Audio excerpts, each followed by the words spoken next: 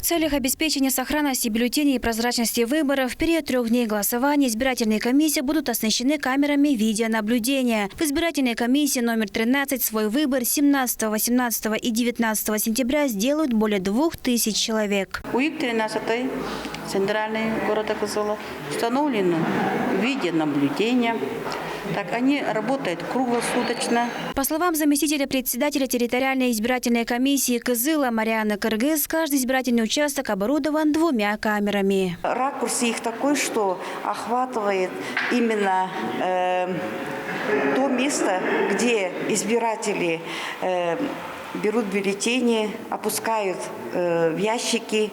И вообще вот работа участковой избирательной комиссии, она полностью будет охвачена. Протестировано функционирование этих камер, и они уже подключены. У нас, например, в территориальной избирательной комиссии, это вышестоящая комиссия над участковой избирательной комиссией города Кызыла, у нас уже видеонаблюдение ведется. Напомню, что ЦИК России отменил общедоступные трансляции с избирательных участков на выборах в Госдуму. Тем не менее, записи с участков будут доступны на служебном портале. Избирком, партии и кандидаты будут иметь к нему доступ. Транслировать выборы также будут в Центре наблюдения при Общественной палате. По разъяснению руководства Центральной избирательной комиссии Российской Федерации, это связано очень с огромными суммами финансов, поэтому и в связи вот с ковидной ситуацией очень много затрат. Видеонаблюдение будет в свободном доступе именно вот Центральной избирательной комиссии Российской Федерации, нашей избирательной комиссии